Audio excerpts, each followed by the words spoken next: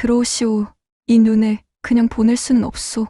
폭설이 허리까지 쌓인 밤, 남의 남정네가 내 집 안에 있었습니다. 혼자 사는 과부에게 이보다 더 무서운 일이 또 있을까요? 그러나 하룻밤이 이틀이 되고 이틀이 사흘이 되었지요. 군불 앞에서 나누는 이야기, 나란히 눈을 치우던 그 시간, 이 여인의 굳게 닫혀있던 마음이 조금씩 흔들리기 시작했습니다. 이 여인은 과연 이 밤을 어떻게 버텼을까요? 야다무아의 이야기 지금 시작합니다. 사연 시작 전 구독과 좋아요 눌러주신다면 저에게 큰 힘이 됩니다. 감사합니다. 마을 이름은 솔치라 하였는데 소나무가 빽빽이 들어찬 고갯길 아래에 자리 잡은 탓에 붙여진 이름이었지요.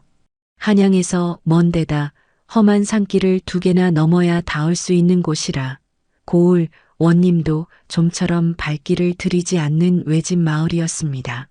그래도 사람 사는 곳이라 봄이면 밭을 갈고 여름이면 땀을 흘리고 가을이면 곡식을 거두며 저마다의 방식으로 하루하루를 버텨나갔지요. 솔치마을을 둘러싼 산은 사계절 내내 그 빛이 달랐습니다. 봄에는 연두빛 새순이 돋고 여름이면 짙은 녹음이 드리워지다가 가을이 되면 온 산이 붉고 노랗게 물들었지요. 그리고 겨울이 오면 그 모든 빛깔이 한꺼번에 지워지듯 하얗게 덮여버렸습니다. 강원도 산골의 겨울 눈은 유별났습니다. 하룻밤 사이에 허리까지 쌓이는 것은 예산일이었고 폭설이 한번 쏟아지면 마을이 바깥 세상과 완전히 끊겨버리는 일도 드물지 않았지요. 마을 사람들은 그 겨울을 누구보다 잘 알았습니다. 그래서 서리가 내리기 시작하면 다들 부지런히 겨울 채비를 서둘렀습니다. 장작을 쌓고 김장을 담그고 지프로 외풍을 맞고 이웃끼리 서로 안부를 살피며 혹독한 계절을 맞이할 준비를 했지요.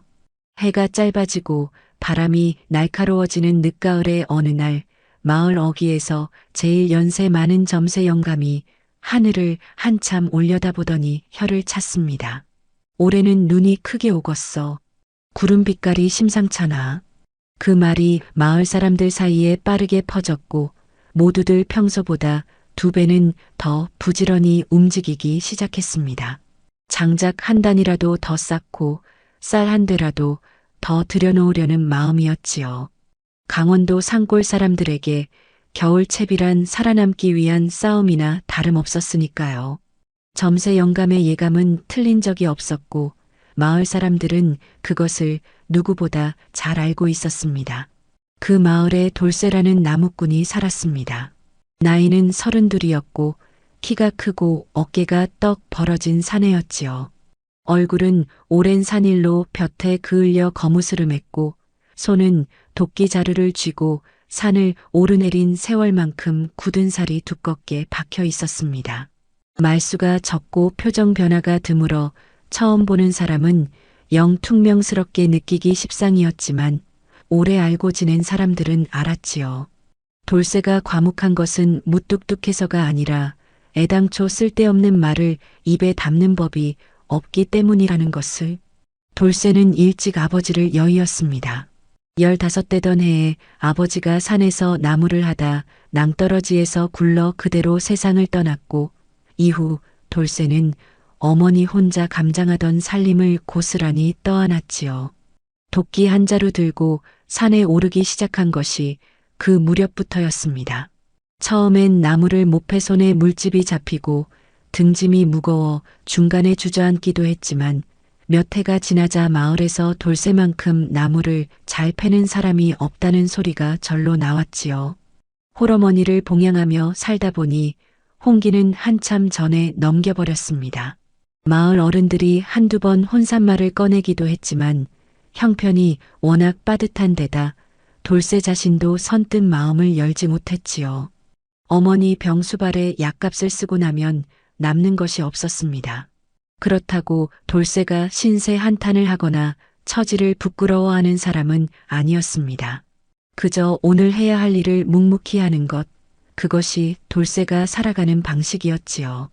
그날도 돌쇠는 여느 때보다 이른 새벽에 일어나 밥 한 그릇을 허겁지겁 먹고 도끼를 챙겼습니다.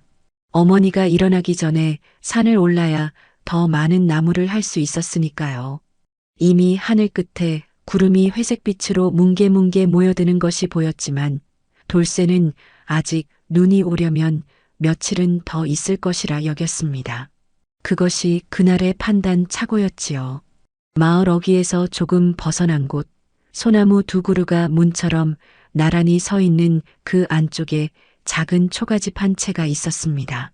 집은 허름했지만 마당은 단정했고 담장 밑으로 돌을 가지런히 쌓아놓은 것이 살뜰한 손길의 흔적을 보여주었지요. 그 집에 연하라는 여인이 혼자 살았습니다.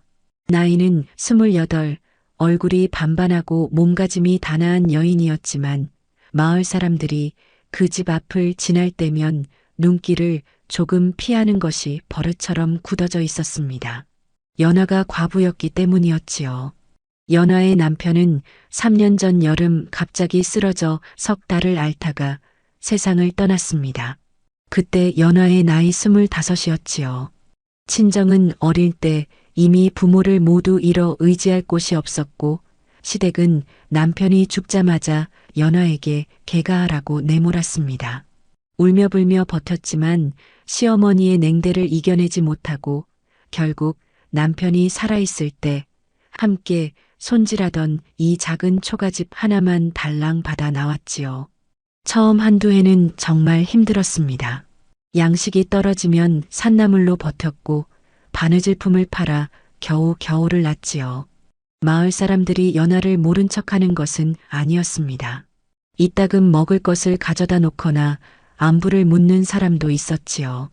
그러나 과부집에 오래 발을 들이는 것은 누구에게나 조심스러운 일이었습니다. 특히 남정네라면 더욱 그러했지요. 연하도 그 사정을 알았기에 스스로도 마을 안으로 자주 드나들지 않으려 했습니다. 3년이 지나는 동안 연하는 단단해졌습니다.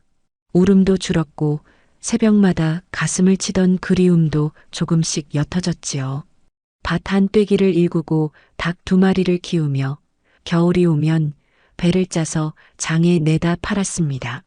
혼자서도 살 수 있다고, 아니 살아야 한다고 스스로에게 날마다 타일렀지요. 그렇게 다가오는 겨울을 준비하던 어느 날 밤 폭설이 쏟아졌습니다. 그날 아침 돌쇠는 평소보다 훨씬 산 깊은 곳으로 발길을 옮겼습니다. 점세 영감의 말이 머릿속에 맴돌았기 때문이었지요. 올해 눈이 크게 온다면 지금 할 수 있을 때 최대한 장작을 많이 해두어야 했습니다. 어머니는 겨울만 되면 무릎이 쑤신다며 고생을 하셨고 방이 따뜻해야 그 고통이 조금이라도 줄었지요. 돌쇠는 소나무 굴락 넘어 참나무가 많은 골짜기까지 올라갔습니다. 가파른 비탈을 한참 오르니 등에 땀이 배었지만 바람이 차가워 금방 식었지요. 처음 두어 시간은 순조로웠습니다. 마른 참나무 가지를 골라 도끼를 내리쳐 패고 짊어질 수 있을 만큼 묶어서 쌓아두었지요. 산짐승 소리도 드물고 바람도 잠잠해서 작업이 빠르게 진행되었습니다. 돌쇠는 속으로 이 정도면 오늘 하루의 두 짐은 나를 수 있겠다 싶어 묵묵히 도끼질을 이어갔지요. 그런데 오시가 조금 넘었을 즈음이었습니다. 하늘이 갑자기 낯빛을 바꾸었지요. 회색이던 구름이 순식간에 먹빛으로 짙어지더니 바람이 골짜기를 휘감으며 불기 시작했습니다. 나뭇가지들이 우르르 흔들리는 소리가 마치 산이 신음하는 것처럼 들렸지요. 돌쇠가 하늘을 올려다보는 순간 하얀 것들이 펑펑 쏟아지기 시작했습니다. 처음에는 그리 심하지 않았습니다. 흩날리는 눈발 사이로 아직 길이 보였고 돌쇠는 서둘러 묶어둔 나무를 등짐으로 꾸렸지요. 그런데 등짐을 챙기는 사이 눈발이 거세어졌습니다. 금세 시야가 흐려지고 발 아래 땅이 하얗게 덮이기 시작했지요. 오던 길 발자국도 지워지고 나무들도 점점 비슷비슷하게 흰 덮개를 뒤집어 쓰기 시작했습니다. 돌쇠는 짐을 지고 걷기 시작했지만 얼마 가지 않아 어느 쪽이 마을로 내려가는 방향인지 분간이 어려워졌습니다. 겨울사는 눈이 오면 순식간에 낯선 곳이 되어버렸지요. 바람이 귓가를 때리기 시작했습니다. 눈발은 비스듬히 날리다가 이내 곧장 아래로 퍼붓기 시작했지요. 무릎까지 빠지는 눈을 헤치며 한 걸음 한 걸음 옮길 때마다 등짐이 바위처럼 무거워졌습니다. 돌쇠는 길을 잃었다는 것을 인정하기까지 한참이 걸렸지요. 마을 근처 산을 수도 없이 오르내린 사람이었으니까요. 그러나 눈이 만들어낸 세상은 아는 산도 모르는 산처럼 바꾸어 놓았습니다. 발가락 끝 감각이 하나씩 사라지기 시작했습니다. 손도 마찬가지였지요. 장갑도 없이 도끼를 쥐다 보니 손가락이 뻣뻣하게 굳어가고 있었습니다. 몸을 움직여 피를 돌리려 했지만 등짐의 무게가 그것마저 방해했지요. 돌쇠는 짐을 내려놓고 잠시 숨을 고르며 주변을 살폈습니다. 사방이 온통 흰빛이었고 소나무 가지 위에 쌓인 눈이 이따금 쏟아지며 굉음을 냈지요. 그때였습니다. 나무 사이 저 멀리 희미하게 빛 하나가 보였습니다. 작고 흐릿했지만 분명 불빛이었지요. 돌쇠는 눈을 가늘게 뜨고 그 방향을 가늠했습니다. 방향으로 보아 마을 어귀에서 조금 떨어진 쪽이었지요. 그러자 기억이 떠올랐습니다. 소나무 두 그루 사이로 들어가면 나오는 작은 초가집, 과부 연화가 사는 집이었습니다. 돌쇠는 한동안 그 자리에 서 있었습니다. 발이 얼어 감각이 없어지는 것도 잠시 잊을 만큼 마음이 무거워졌지요. 혼자 사는 과부의 집에 남정네가 밤에 찾아드는 것, 그것이 어떤 구설을 만들어낼지 돌쇠도 모르지 않았습니다. 아무리 폭설에 갇혔다 해도 마을 사람들은 알아서 해석하기 마련이었지요. 연화에게도 좋을 것이 없는 일이었습니다. 하지만 이대로 눈밭에 있다가는 얼어 죽는 것이 뻔했습니다.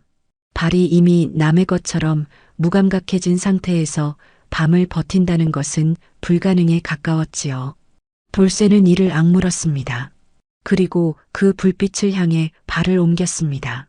무릎까지 빠지는 눈을 헤치며 나아가는 일은 쉽지 않았지만 불빛이 점점 가까워질수록 발걸음에 힘이 실렸지요. 마침내 소나무 두 그루 앞에 서자 안쪽으로 작은 창문에서 새어나오는 따뜻한 빛이 눈 내리는 어둠 속에서 유독 환하게 빛났습니다. 돌쇠는 그 앞에 서서 잠시 숨을 가다듬은 뒤 떨리는 손으로 살인문을 두드렸습니다. 누구요? 안에서 낮고 조심스러운 목소리가 들렸습니다. 여인의 목소리였지요. 지나가다 폭설에 길을 잃었습니다. 불 좀 쬐어도 되겠습니까? 돌쇠의 목소리는 떨리고 있었습니다. 추위 때문이기도 했고 이 상황이 낯설기도 했지요. 안에서는 한동안 아무 대답이 없었습니다. 연화도 망설이고 있었던 것이었지요. 한밤중에 남정네 목소리라니 연화의 심장이 쿵 내려앉았습니다. 혼자 사는 여인의 집에 밤중에 찾아오는 남정네가 무조건 선한 마음일 리 없다는 것, 연화는 3년 동안 홀로 살며 배웠지요. 등잔불을 손으로 가리고 창호지 문에 귀를 바짝 대었습니다. 바람소리 사이로 들려오는 숨소리가 가늘게 떨렸지요. 그리고 문틈 아래로 흘러들어오는 눈가루가 무릎을 적셨습니다. 연화는 조심스럽게 문을 조금 열었습니다. 문틈으로 보인 것은 파랗게 얼어붙은 손이었지요. 손등이 붉다 못해 보랏빛으로 물들었고 손가락은 뻣뻣하게 굳어 있었습니다. 그 손을 보는 순간 연화의 안에서 무언가가 달라졌습니다. 이 추위에 이 꼴이면 거짓을 꾸며낼 여유조차 없는 사람이라는 것을 알았지요. 연화는 문을 열었습니다. 눈이 덮인 사내가 서 있었지요. 어깨에도 머리 위에도 등짐 위에도 하얗게 쌓인 눈이 가득했습니다. 눈동자가 핏기 없이 흐릿했고 입술은 거의 빛이 사라진 상태였지요. 돌쇠는 연화와 눈이 마주치자 고개를 숙였습니다. 실례가 큰 줄 압니다. 몸이 너무 얼어서. 연화는 잠시 그 사내를 바라보다가 옆으로 비켜섰습니다. 들어오시오. 두 사람은 그렇게 처음으로 얼굴을 마주했습니다. 눈보라 몰아치는 밤, 좁은 문틈에서였지요. 연하는 돌쇠를 아랫방 구석에 앉히고 아궁이 쪽으로 자리를 정해 주었습니다. 여기 앉으시오. 좀 녹이시고. 말은 짧았지만 따뜻한 숭늉 한 그릇이 곧 그 앞에 놓였지요. 돌쇠는 두 손으로 그릇을 감싸 쥐었습니다. 손가락이 녹기 시작하면서 오히려 아릿한 통증이 밀려왔지요. 그래도 그 고통이 반가울 정도였습니다. 살아있다는 느낌이었으니까요. 연하는 부엌과 방 사이를 오가며 군부를 더 짚였습니다. 남정네를 방에 들인 것이 자꾸 마음에 걸렸지요. 마을에서 손가락질을 받으면 어쩌나, 내일 아침 이 일이 소문이 나면 어쩌나. 그러나 내보낼 수도 없었습니다. 이 눈보라 속에 다시 내보내면 그 사람이 죽을 수도 있었으니까요. 연하는 마음속으로 되뇌었습니다. 나는 아무 잘못이 없다. 사람을 살린 것뿐이다. 돌쇠도 마찬가지로 불편하기는 매한가지였습니다. 숭늉을 마시는 동안 고개를 들지 못했지요. 방 안 여기저기에 여인의 손때가 묻어 있었습니다. 배틀 위에 걸쳐진 반쯤 짬배, 소쿠리에 담긴 실구리들, 아궁이 옆에 가지런히 놓인 나무 신발 한 켤레, 살림을 혼자 꾸려온 여인의 흔적이 구석구석에 배어 있었지요. 돌쇠는 괜히 그런 것들을 눈에 담는 것도 실례 같아 시선을 아궁이 불 쪽에 고정했습니다. 방 안에는 군불 타는 소리와 밖에서 들이치는 바람 소리뿐이었습니다. 두 사람은 같은 공간에 있으면서 각자 다른 방향을 보고 있었지요. 연하는 부엌 쪽으로 몸을 돌린 채 솥을 만지작거렸고 돌쇠는 등을 고추 세우고 두 손을 무릎 위에 얹고 앉아 있었습니다. 어색한 시간이 길게 흘렀지요. 그것이 두 사람이 처음 함께한 밤이었습니다. 연하는 이따금 훔쳐보듯 그 사내의 옆모습을 살폈습니다.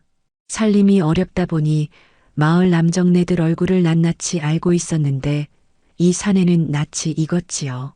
나무를 저나르며 마을 어귀를 지나는 것을 몇 번 본 기억이 났습니다. 과묵하고 묵직한 인상이었지요. 연하는 자신이 그 사내를 알아본다는 것을 들키지 않으려 얼른 시선을 거두었습니다. 자정이 넘도록 눈은 그칠 기미를 보이지 않았습니다. 돌쇠는 방 한쪽에서 이른 새벽에 일어나 떠나려 마음먹었지요. 눈이 그쳤을 터이니 일찍 나서면 날이 밝기 전에 마을로 내려갈 수 있을 것이라 생각했습니다. 하지만 먼동이 트기도 전에 눈을 뜬 돌쇠가 살며시 문을 열었을 때 눈앞에 펼쳐진 광경에 그만 멈춰버리고 말았습니다. 눈이 허리까지 쌓여 있었습니다. 살인문이 보이지 않았지요. 마당 전체가 하나의 흰 언덕이 되어버린 것 같았습니다. 바깥바람은 아직도 거세었고 하늘에서는 여전히 눈발이 내려오고 있었지요. 돌쇠는 문을 닫고 잠시 눈을 감았습니다. 이 눈 속에서 혼자 길을 뚫는 것은 불가능했습니다. 산에서 온 길과는 비교도 할 수 없을 정도로 눈이 깊었지요. 인기척에 연하도 일어났습니다. 부엌 쪽에서 나오다가 문가에 선 돌쇠와 눈이 마주쳤지요. 눈이 돌쇠가 말을 잇지 못하자 연하가 그 옆으로 와서 문을 조금 열어보았습니다. 훅 들이치는 찬 바람과 함께 눈가루가 쏟아져 들어왔지요. 연하는 말없이 문을 닫았습니다. 길이 묻혔군요. 연하의 목소리는 덤덤했습니다. 강원도 산골에서 나고 자란 여인이었으니 폭설로 길이 막히는 일이 낯설지 않았지요. 하지만 이런 상황에서 생면부지 남정네와 더 오래 함께 지내야 한다는 것은 전혀 다른 문제였습니다. 돌쇠도 그것을 알았지요. 두 사람은 잠시 서로를 바라보다가 각자 시선을 피했습니다. 폐를 끼쳐서 죄송합니다. 어쩔 수 없는 일이요. 연하의 대답은 짧았지만 그 안에 원망도 거부도 없었습니다. 그저 현실을 받아들이는 목소리였지요. 돌쇠는 고개를 숙이며 다시 방 안으로 들어갔습니다. 하룻밤이 이틀이 될 수도 있다는 현실이 두 사람 사이 공기를 무겁게 눌렀지요. 그러나 눈은 그런 사정을 아는지 모르는지 더욱 기세 좋게 쏟아지고 있었습니다. 눈에 갇혀 지내는 이틀째가 되었습니다. 연하의 집 뒷마당 장작이 바닥을 드러내기 시작했지요. 연하는 솔직히 말하려다가 괜히 부담을 줄 것 같아 입을 다물었습니다. 그런데 돌쇠는 이미 알아챈 눈치였지요. 군부를 지피다가 장작 바구니가 거의 비어 있는 것을 보았고 뒷마당에 쌓아둔 것도 얼마 남지 않은 것을 눈여겨본 상태였습니다. 돌쇠는 말없이 일어섰습니다. 어디? 연하가 묻자 돌쇠는 짧게 대답했지요. 뒤에 나무 좀 패겠습니다. 연하가 말리려 했습니다. 폭설이 내리는데 괜찮겠느냐고, 얼어붙은 나무를 패다가 다치면 어떡하느냐고.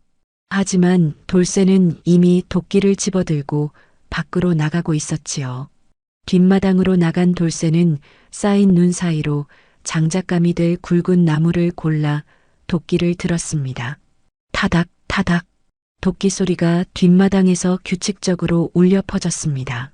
연하는 부엌 창문 너머로 그 모습을 바라보았지요. 눈 속에서 도끼를 내리치는 넓은 어깨, 서슴없이 내리꽂히는 도끼날. 3년 만에 들어보는 뒷마당의 도끼 소리였습니다. 남편이 살아있던 시절, 겨울 채비를 할 때마다 뒷마당에서 나던 소리와 똑같았지요. 연하는 그것을 깨닫는 순간 눈가가 뜨거워지는 것을 느꼈습니다. 얼른 고개를 돌렸지요. 이 사람이 가엾어서가 아니라 그 소리가 불러일으킨 기억 때문이라고 스스로에게 말했습니다. 하지만 그 구분이 그다지 선명하지 않았지요. 돌쇠는 한 시즌쯤 나무를 패고 들어왔습니다. 눈을 털며 손을 비비는 돌쇠 앞에 연하는 뜨거운 숭늉을 다시 내밀었지요. 두 사람은 아무 말도 하지 않았지만 방안 공기가 조금 달라진 것을 둘 다 느꼈습니다. 사흘째 아침, 눈이 잠깐 주춤했습니다. 돌쇠는 마을로 내려가는 길을 뚫어보겠다고 했지요. 어머니가 걱정하고 계실 것이었습니다. 이 눈에 자식이 돌아오지 않으면 얼마나 속을 태우실지 생각만 해도 마음이 쓰였지요. 연하도 그 마음을 몰라 할 수 없었습니다. 나도 삽들겠소. 연하가 말했습니다. 돌쇠가 눈을 살짝 치켜뜨며 연하를 보았지요. 혼자 하겠습니다. 발목이 아직 앉아만 있으면 더 굳소. 연하는 이미 두꺼운 솜저고리를 껴입고 삽을 들고 있었습니다. 완고한 눈빛이었지요. 돌쇠는 더 말리지 않았습니다. 둘은 나란히 살인문 앞에서부터 눈을 치우기 시작했습니다. 가는 방향이 같았지요. 돌쇠가 큰 삽으로 두꺼운 눈덩이를 걷어내면 연하가 그 옆으로 고랑을 넓혀 쌓았습니다. 말없이 움직였지만 두 사람의 호흡은 제법 잘 맞았지요. 한참을 파다가 연하가 먼저 입을 열었습니다. 어머님이 많이 걱정하시겠소. 예. 연세가 어떻게 되시오? 60을 넘기셨습니다. 겨울만 되면 무릎이 안 좋으셔서. 돌쇠의 목소리에 걱정이 배어 있었지요. 연하는 삽질을 멈추지 않으며 들었습니다. 그래서 나무를 그리 많이 하러 올라가셨던 거요? 돌쇠는 짧게 이해하고 대답했습니다.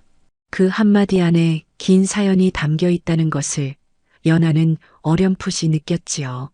어느 정도 길을 내다보니 소나무 두 그루 너머까지는 나올 수 있었지만 마을로 이어지는 비탈길은 여전히 눈이 두껍게 쌓여 있었습니다. 혼자였다면 몰라도 두 사람이 힘을 합쳐도 역부족이었지요.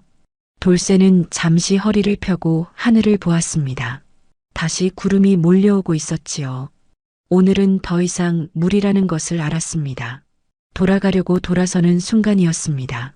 연하가 발을 헛디뎠지요. 쌓인 눈 아래 숨어있던 돌 모서리에 발이 미끄러졌습니다.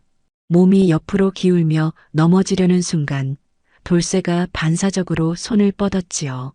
연하의 팔을 잡아 쓰러지는 것을 막았습니다. 아주 짧은 순간이었습니다. 돌쇠의 손이 연하의 팔 위에 얹혔다가 이내 떨어졌지요. 두 사람의 눈이 마주쳤습니다. 돌쇠는 어느 때보다 빠르게 시선을 거두었고 연하도 얼른 자세를 바로잡으며 헛기침을 했지요. 괜찮습니까? 예. 별것 아니오. 그런데 집 안으로 들어오는 길에 연하의 걸음이 자꾸 삐뚤어졌습니다. 발목이 안쪽으로 삐끗한 모양이었지요. 안으로 들어와 버선을 살펴보니 발목이 붉게 부어올라 있었습니다. 돌쇠는 멀찌감치 떨어져 서서 어쩔 줄 몰라 했지요. 얼음이라도 눈이 밖에 지천인데 쓸 것 있겠소.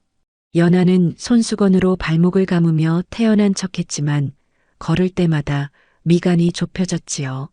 돌쇠는 밖으로 나가 깨끗한 눈을 한 웅큼 떠다가 손수건에 감싸서 연하 앞에 내밀었습니다. 이거라도. 연하는 잠시 그것을 바라보다가 받아들었지요. 그 손이 얼마나 차갑게 식어 있는지 눈꾸러미를 잡은 순간 알았습니다. 마을로 내려가는 일은 다시 미뤄졌지요.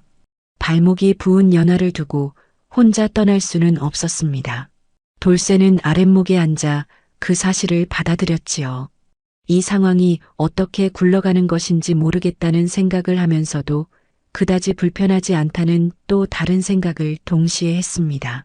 사흘째 밤이 깊어가고 있었습니다. 바람이 더 거세어졌지요. 지붕에서 이상한 소리가 나기 시작한 것은 자시가 넘어서였습니다. 삐걱 하는 소리에 돌쇠가 눈을 번쩍 떴지요. 천장을 올려다보니 처마 쪽이 조금 내려앉아 있는 것이 보였습니다. 지붕 위에 쌓인 눈의 무게를 처마가 버티지 못하고 있는 것이었지요. 돌쇠가 벌떡 일어났습니다. 연하도 인기척에 잠을 깼지요. 돌쇠는 연하를 방 가운데로 불러앉히고 자신은 지게 작대기를 들고 마당으로 나갔습니다. 지붕 올라가겠습니다. 이 밤에 지붕이요? 더 쌓이면 내려앉습니다. 돌쇠는 이미 집더미를 딛고 지붕 위로 올라가고 있었지요. 연하는 마당에 서서 올려다보았습니다. 어둠 속에 돌쇠의 실루엣이 지붕 위로 올라가더니 삽으로 눈을 쓸어내리기 시작했지요. 쿵쿵 눈덩이가 마당으로 떨어졌습니다. 절반쯤 눈을 쳐냈을 즈음이었지요. 갑자기 지붕 위 짚이 미끄러지는 소리가 났습니다. 연하가 미처 비명을 지르기도 전에 돌쇠의 몸이 옆으로 쏠리더니 마당으로 떨어졌지요. 쿵, 둔탁한 소리가 났습니다. 연하가 달려갔습니다. 발목이 아픈 것도 잊고 뛰었지요. 돌쇠는 눈 위에 등을 대고 누워 있었습니다. 눈이 두껍게 쌓여 있어 크게 다치지는 않은 것 같았지만 온몸이 흠뻑 젖은 데다 얼굴이 새하얗게 질려 있었지요. 연하는 돌쇠의 어깨를 흔들었습니다. 정신 차리시오. 괜찮소? 돌쇠가 눈을 깜빡이며 연하를 올려다보았지요. 가까이서 보니 연하의 눈에 잔뜩 겁이 들어 있었습니다. 돌쇠는 그 눈을 보며 버릇없게도 순간 멍하니 있었지요. 괜찮습니다. 연하는 돌쇠를 부축해 아궁이 앞으로 이끌었습니다. 불을 더 피우고 젖은 솜저고리를 말릴 수 있도록 걸어두었지요. 돌쇠는 난생 처음 이렇게 가까이서 여인의 손길을 받는 것이 어색해 몸을 자꾸 움츠렸지만 연하는 개의치 않고 손을 꼭 쥐어 온기를 불어넣었습니다. 처음으로 연하가 돌쇠의 얼굴을 가까이서 들여다본 순간이었지요. 그날 밤부터 두 사람 사이에 무언가가 달라지기 시작했습니다. 아궁이 앞에 나란히 앉아 손을 녹이면서 연하가 먼저 말을 꺼냈지요. 처음에는 가벼운 이야기였습니다. 남편이 살아있을 적에 지붕에서 똑같이 떨어진 적이 있다고, 그때도 눈이 두껍게 쌓여서 크게 다치지 않아 다행이었다고. 그 말을 꺼내는 연하의 목소리가 아주 조금 흔들렸지요. 남편 되시는 분이 그러셨군요. 돌쇠의 말은 짧았지만 연하는 그 안에서 억지로 꺼내지 않아도 좋다는 여유를 느꼈습니다. 3년 됐소. 병으로 고생이 많으셨겠습니다. 처음 한두 해가 힘들었지요. 이제는 좀 익숙해졌소. 연하는 담담하게 말했지만 익숙해졌다는 말이 얼마나 많은 눈물 끝에 나온 것인지는 자신만 알았지요. 그러자 돌쇠도 천천히 말을 이었습니다. 아버지를 일찍 잃은 이야기, 홀어머니 봉양하며 혼자 산을 오르내린 세월 이야기. 말이 많은 사람이 아니었지만 그날 밤만큼은 자신도 몰랐던 속 이야기가 흘러나왔지요. 군불이 타오르는 소리와 두 사람의 목소리가 번갈아 방 안을 채웠습니다. 밖에는 여전히 바람이 불었지만 방 안만큼은 조용하고 따뜻했지요. 연하는 오랜만에 누군가에게 자기 이야기를 하는 것이 이렇게 가볍다는 것을 새삼 알았습니다.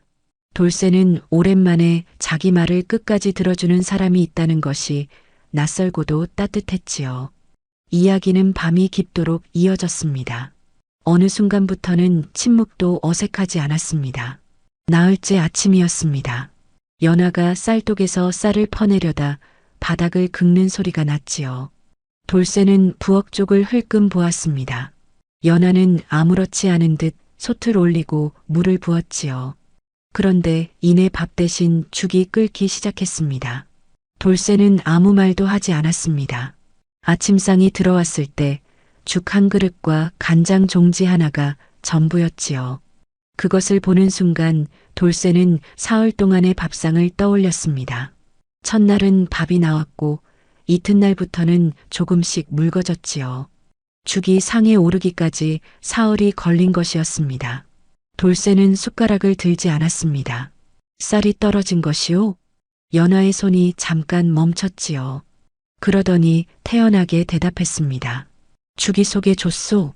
추운 날엔 이게 낫지요. 돌쇠는 연하를 보았습니다. 연하는 눈을 피하며 자기 죽그릇을 들었지요. 그런데 그 그릇이 돌쇠 것보다 훨씬 작고 더 묽다는 것을 돌쇠는 이미 보아버렸습니다. 사흘 동안 돌쇠에게 먼저 퍼주고 자신은 남은 것으로 버텨온 것이었지요. 혼자 살면서 비상시에 대비해 아껴두었을 양식을 불청객인 자신을 위해 먼저 내어온 것이었습니다. 돌쇠는 숟가락을 내려놓았습니다. 못 먹겠습니다. 이러면 연하는 잠시 돌쇠를 보다가 곧 고개를 저었지요. 드시오. 괜찮소? 괜찮지 않습니다. 두 사람은 잠시 말없이 앉아 있었습니다. 그 침묵 속에서 돌쇠의 마음이 조금 요동쳤지요. 이 여인이 아무 말도 하지 않고 자신을 챙겼다는 사실이 아침 찬바람보다 더 깊이 가슴 안으로 파고들었습니다. 돌쇠는 방으로 들어가 자신의 보찜을 뒤졌습니다. 산에 나무를 하러 갈 때마다 어머니가 싸주시는 것이 있었지요. 괜찮다고 해도 기어이 챙겨 넣으시는 손이었습니다. 보찜 깊숙이서 나온 것은 볶은 콩 한 주머니와 말린 고구마 몇 개였습니다. 평소엔 배고플 때 주전부리로 먹는 것이었지요. 돌쇠는 그것을 두 손에 들고 부엌으로 나갔습니다. 연하는 빈 그릇을 씻고 있었지요. 돌쇠가 그 앞에 조심스럽게 내밀었습니다. 이것이 전부입니다. 보잘것없지만. 연하가 돌아보았습니다. 그 손 위에 놓인 것을 보는 순간 연하는 말을 잃었지요. 볶은 콩 주머니와 말린 고구마, 산 사람이 먹는 소박한 것들이었습니다. 이건 어머니가 싸주신 것입니다. 제가 먹을 것이었으나 이 집에 당신이 더 필요합니다. 돌쇠는 평소보다 훨씬 긴 말을 했습니다. 그것이 전부였지만 연하에게는 충분히 들렸지요. 돌쇠는 계속 말을 이었습니다. 사흘 동안 밥부터 군불까지 신경 써주셔서 감사합니다. 제가 폐를 많이 끼쳤소. 눈이 거치면 반드시 쌀도 가져오고 장작도 더 놓고 가겠습니다. 약속드립니다. 연하는 그 약속이 그냥 하는 말이 아니라는 것을 알았지요. 돌쇠의 눈이 그것을 말해주고 있었습니다. 눈물이 핑 돌았습니다. 연하는 얼른 얼굴을 돌렸지요. 그러고는 아무렇지 않은 척 볶은 콩 주머니를 받아들었습니다. 고맙소. 그것이 전부였지요. 하지만 그 두 글자 안에 3년 만에 처음으로 느끼는 온기가 담겨 있었습니다. 나흘째 아침이 지나자 드디어 하늘이 맑아졌습니다. 폭설이 그친 뒤에 강원도 산골은 눈부셨지요. 사방이 흰빛으로 가득했고 하늘은 빨아놓은 것처럼 파랬습니다. 바람도 잠잠해졌지요. 멀리서 사람 소리가 들려오기 시작했습니다. 마을 사람들이 삽을 들고 길을 뚫으러 올라오는 것이었지요. 돌쇠는 연하에게 말했습니다. 마을 사람들이 오는 것 같습니다. 이제 길이 열리면 내려갑니다. 연하는 고개를 끄덕였지요. 그 얼굴이 아침 햇살 속에서 조금 창백해 보였습니다. 마을 사람 서너시 삽을 든 채 소나무 두 그루 앞에 도착했을 때 돌쇠가 마당에서 눈을 치우고 있는 것을 보았지요. 그리고 열린 문 사이로 연하가 나오는 것도 보았습니다. 그 순간 삽질 소리가 멈췄습니다. 마을 사람들의 눈빛이 달라졌지요. 수군거림이 시작되었습니다. 과부 집에서 사흘을 보낸 나무꾼, 그것은 솔치 마을에서 두고두고 입에 오르내릴 이야기가 되기에 충분했습니다. 연하의 얼굴이 굳었지요. 3년 동안 아무 구설 없이 살아왔는데 이 한 번의 폭설이 모든 것을 뒤집어 놓을 것 같았습니다. 연하는 고개를 들었지만 그 눈빛 앞에서 말이 나오지 않았지요. 돌쇠는 연하의 얼굴을 보았습니다. 그리고 선택해야 했지요. 어물어물 넘기며 마을로 내려가거나 아니면 이 자리에서 분명하게 무언가를 말하거나. 사람들의 시선이 연하에게 꽂혀 있었습니다. 돌쇠의 발이 앞으로 나아갔지요. 마을 이장 복만이 앞으로 나섰습니다. 연하, 이게 어찌된 일인 게냐? 남정네가 내 집에서 며칠을 묵었다는 게 사실인 거냐? 마을 사람들이 그 뒤에 서서 연하를 바라보았지요. 연하는 입술을 깨물었습니다. 아무것도 잘못한 것이 없었지만 이 눈빛들 앞에서는 그 말을 꺼내는 것조차 쉽지 않았지요. 그때 돌쇠가 이장 앞에 섰습니다. 제가 말씀드리겠습니다. 복만이 눈을 가늘게 뜨며 돌쇠를 보았지요.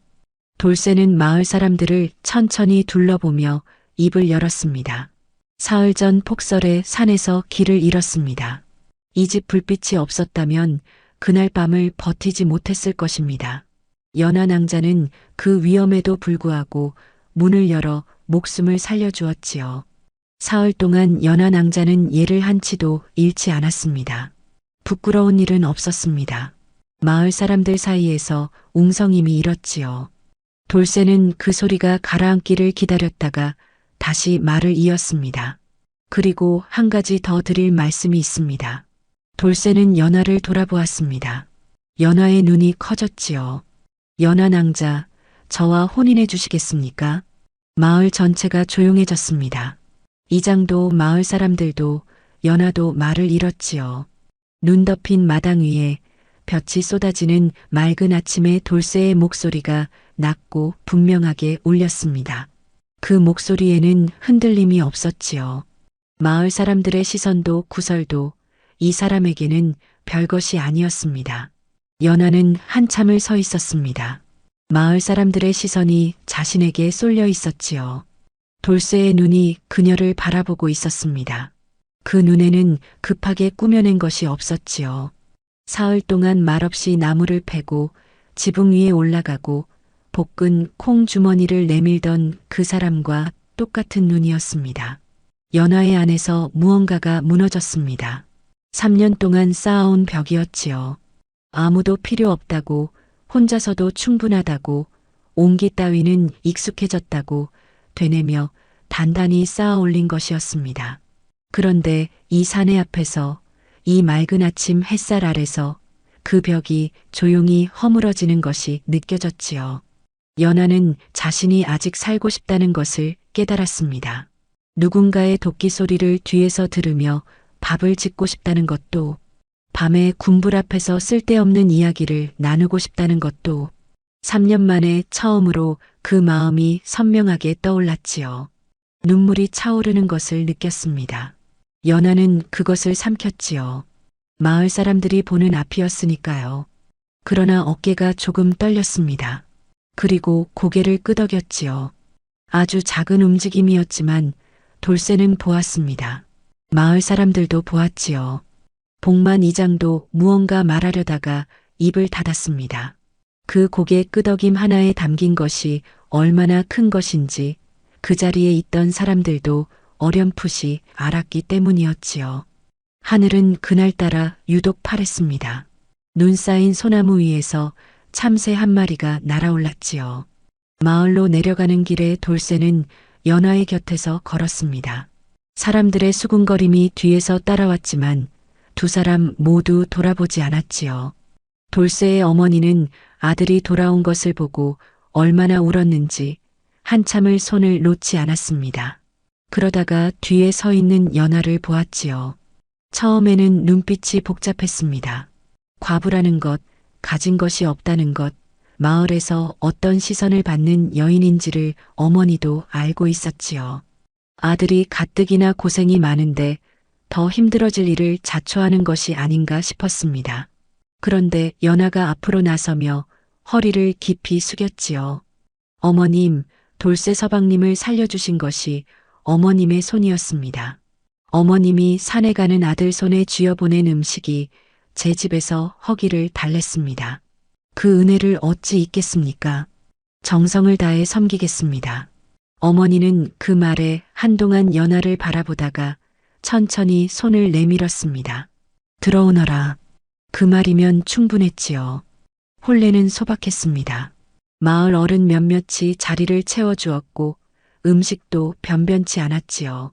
하지만 돌쇠의 어머니가 정성껏 만든 경단 한 그릇이 상에 올랐고 연하가 직접 담근 간장 한 항아리가 그 옆에 놓였습니다.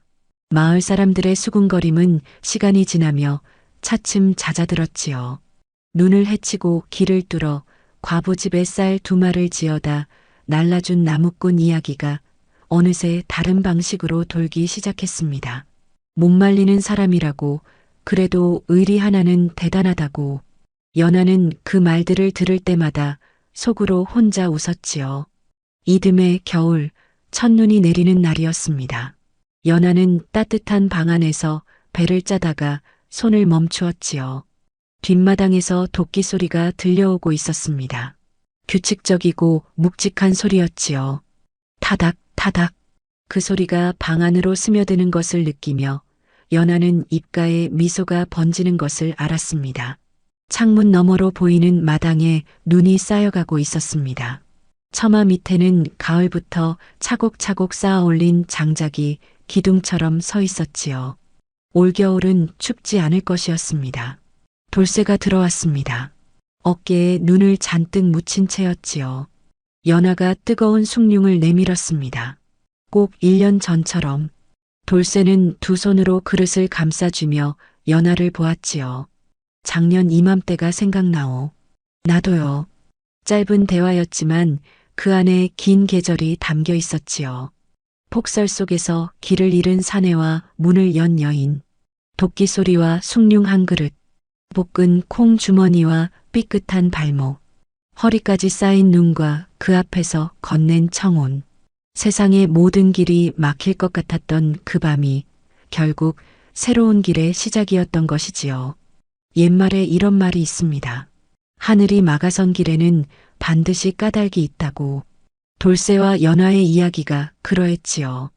가장 혹독한 폭설이 두 사람을 한 지붕 아래 모았고 가장 춥던 밤이 두 사람의 마음을 가장 따뜻하게 데웠습니다. 사람의 인연이란 참으로 알 수 없는 것이지요. 외면하고 싶었던 문 하나가 평생의 인연을 드리기도 하고 길을 잃은 것이 오히려 가야 할 곳으로 데려다 주기도 하는 것입니다. 홀로 단단해지는 것도 살아가는 방법이지만 누군가의 온기를 받아들이는 것 역시 용기 있는 일이지요. 연하가 그 밤 문을 열었듯이 야다무와 이야기 마칩니다. 구독과 좋아요를 눌러주시면 다음 영상을 빠르게 만나보실 수 있습니다. 어디에서 듣고 계신지 댓글로 알려주세요. 감사합니다.